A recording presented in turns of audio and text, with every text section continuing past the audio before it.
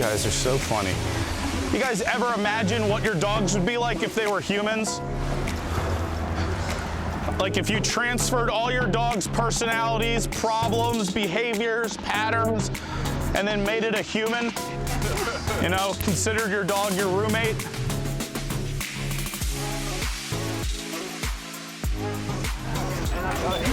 Good job.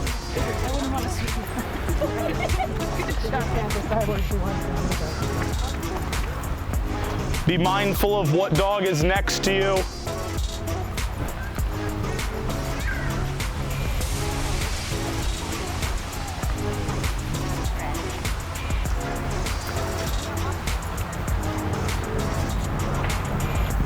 Using the place command is the best way to truly use the constant and variable theory.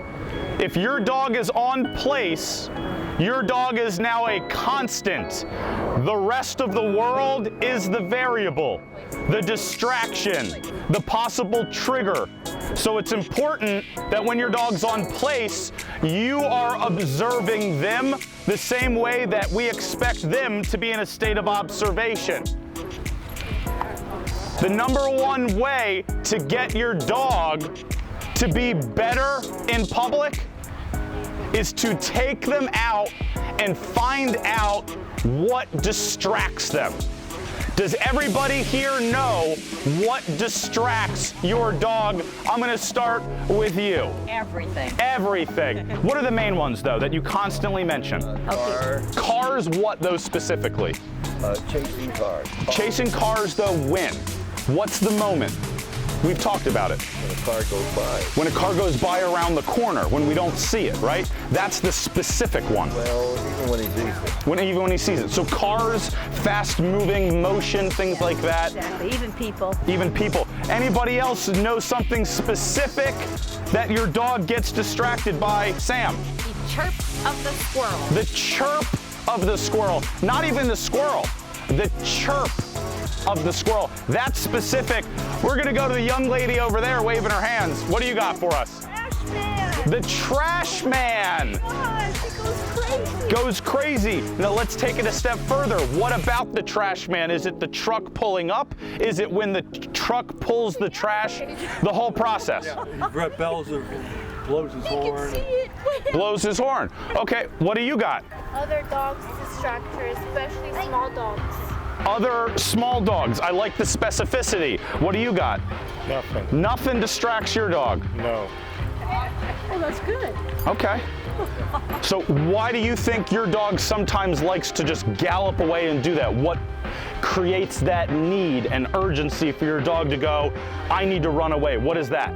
Another dog. It's another dog and he wants to go say hello?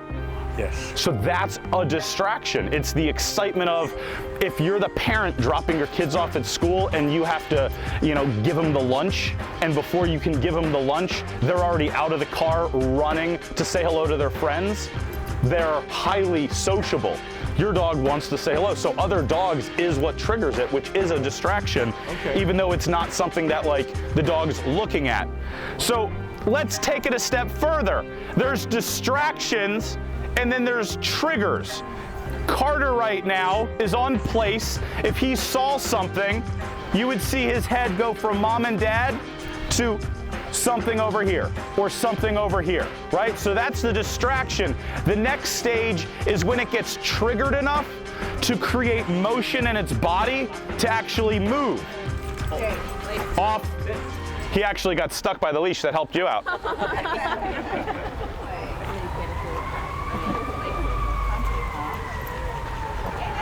But ultimately, I do want you guys to know that that Great Dane can walk perfectly and doesn't get distracted by other dogs. But when it has the freedom, it'll go, I want to go say hello to my friends, and it just jumps to being triggered. Sometimes that's what happens with Carter, is he goes from, hey, I'm fine, to now I'm going from distracted and triggered, and now I'm lunging. And it goes from 1 to 10. How many of you would say when your dog gets distracted and then reactive, it feels like it goes 1 to 10? A majority, even the young couple up there is waving their hand. No, I'm kidding. So if we know your dog's gonna go from 1 to 10, it again means we have to be the best Secret Service possible for these dogs. Some of you are hearing my conversation. I was saying, imagine if your dog was a human. Apply these problems to a human roommate. But the more you know your dog, the better off you are.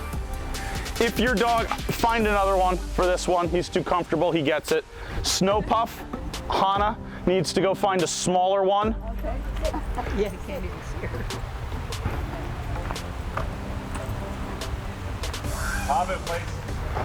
Let's have you two switch it up. You guys are way more professional than you plan here, so get this. Wow, you are so good looking. Is he friendly?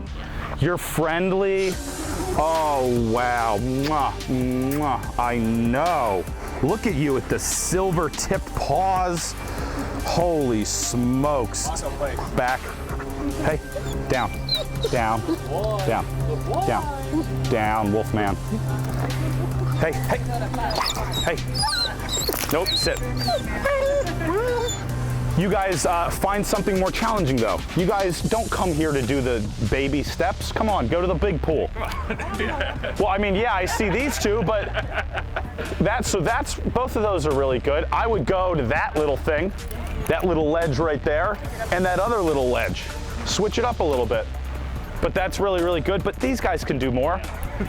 I highly recommend challenging yourself.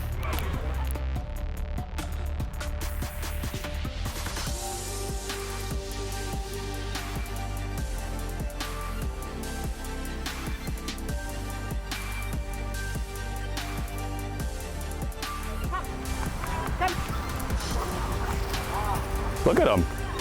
Man, he is a beast. He's such a babe. He is such, look at him, he's a diva though. I'm not going on it, Mom. No more rocks. So this is sometimes the challenge you face, is your dog will do it, and then it doesn't want to do it anymore. How many of you would say that your dog sometimes will do it perfectly, and it's like, it never did it in its life before, and it's not going to do it right now? Yeah? It's just because now they're getting to a point of, I'm done. I've reached my limit. And again, it goes back to how well do you know your dog? Dylan, why do some dogs show anxiety when, like, she's very anxious over this, and it's not her typical Behavior, yeah. Yeah, but she's just. So with Riley, why is Riley such a nut today?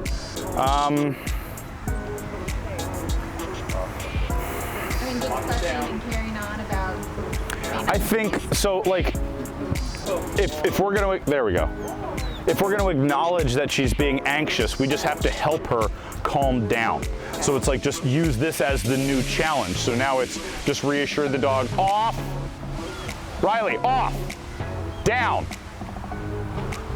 Down. Also, it can't lay down on the, there it goes, kind of. The leash is like barely long enough, but it's like just, it's okay. So last group class, it's all right. And so this is a distance thing. There's a lot happening here, just so you guys know, in terms of it's a new place, new group class. It's literally a new place in terms of the rocks. Some of you are further away from your dogs. If you notice how close you guys are to Redland and Lucy versus how far away you guys are from some of your dogs, all of these things are variables, and that's what we're here for, right? We're here to find the variable. We're here to find what is going on with our dog.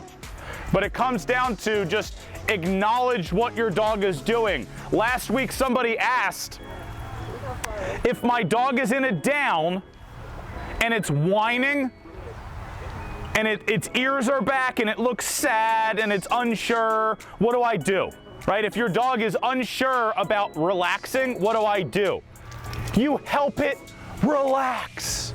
You have to help it relax. If somebody is at the point where they're so stressed and you tell them to sit down and they're tapping their foot and you can see there's still stress in their body, that's when somebody comes over and goes, Dylan, you gotta relax, rubs you by the shoulders, tries to comfort you, tries to let you know, hey, Relax. They actually are applying human psychology and they're giving me affection, is what typically happens. If a human is stressed, overwhelmed, scared, anxious, insecure, nervous, it's okay for the human to receive affection. That's human psychology.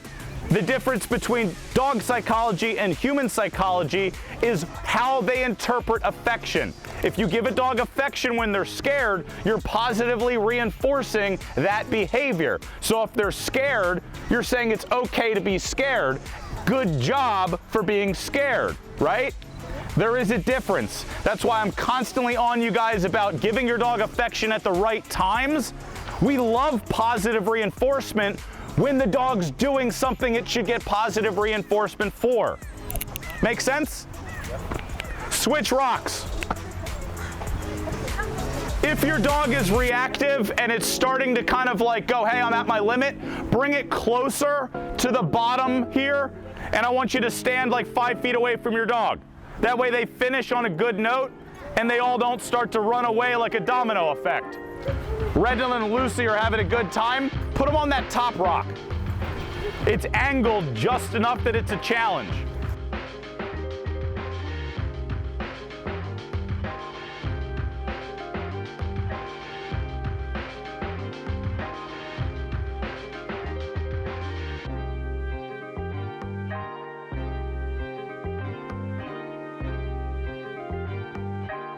So we're actually gonna switch it up. I want you guys to find a rock that you can sit on with your dog. Go find a rock, go sit with your dog, and I want you to hang out with them for a moment. You can do that if you want. You can stand on it. That's totally fine. I want you to get on place with your dog. My feet have to be up. Your feet don't have to be up. It's all right. Sure. But I want you guys to now reassure your dog that what they're doing is good, that if they stay on place, you'll come to them. Part of the reason why your dog, I think, whines is because you don't work on duration, you work on distance. So you can put Riley on place and you could walk to the fence. But guess what you do when you get to the fence? You say, come, so she constantly is being trained. On your mark, get set. Are you gonna say go? Go. Come on. Oh, Mom. Come on. What is going on? Like, I'm ready. Okay, and so I think what's happening is the anticipation of what you've been practicing is why she's becoming anxious and excited and anticipating what's next. That's why it's important to switch it up. So it's okay to just relax with your dog. Place is not just about the 3 Ds, distance, distraction, and duration. It's about relaxation. When you get home, how many of you usually go to your sofa and you kerplunk right on the sofa? Everybody kerplunks? And that's how it is. You know what the sofa is. You know what sitting down is. You have to teach your dog what relaxing is. Also know that because of the fireworks the past, 2 days, your dogs are gonna be a little, reactive, a little on edge. Even Zilla, after about 30, 45 minutes of Garden Grove firework extravaganza, it sounded like World War III, she goes, I'm done, I'm going to bed. And went to the bedroom and said, I'm gonna lay in the bedroom. I know what I'm gonna do, I'm over this. I get that. Baby Blue, he slept through the whole thing. It was hysterical, could care less. But that anxiety, it's like the earthquake, the aftershock. Guess what? You're gonna feel a little aftershock with your dog from those fireworks. And now you have to reset them. How many of you guys felt the earthquake on 4th of July? Anybody have a really bad experience with it? We were at the movies and we left. Really? It was that bad? Yeah. Did it turn the movie off? It just shook the whole theater and we're like, it's probably not the best place. Oh my goodness. Unreal. Anyone else really feel it and see the store shake or anything? I was at Dairy Queen and that thing shook. The sign was going back and forth. Really feels like you're on a boat. Any questions so far at this group class? Anything that you guys needed some help with? He seems to be calming down a little bit. I would come over though. We're not here for amateur stuff. We got to make sure that if it reacts, but let's do it. And no red carpet. He ain't Aladdin. And put him on, like I would go from here and then try to get here, and then I'd probably go right here. And then just be mindful of these two. Don't let him get to him. Off. Excuse me, sir. That's enough out of you. Come here. Place. Come here. Sit. Come here. And what I mean by like reassure the dog is it's okay to come sit here. Just sit down with him. Sit down. Come on. Come on. Down. But you see how this can do this? Yeah. And all that allows for even more protest? Come on. Down. Hey. Down. Come here. Down. Hey. Come on, Hunter. Hunter. Sit. Down. Good job. Did you guys also notice how some of the bigger dogs are the biggest babies? None of these dogs that are reactive actually like really know that they're tough or think that they're like, you know, like the most aggressive guy on the yard. They're just scared. They're just confused, unsure.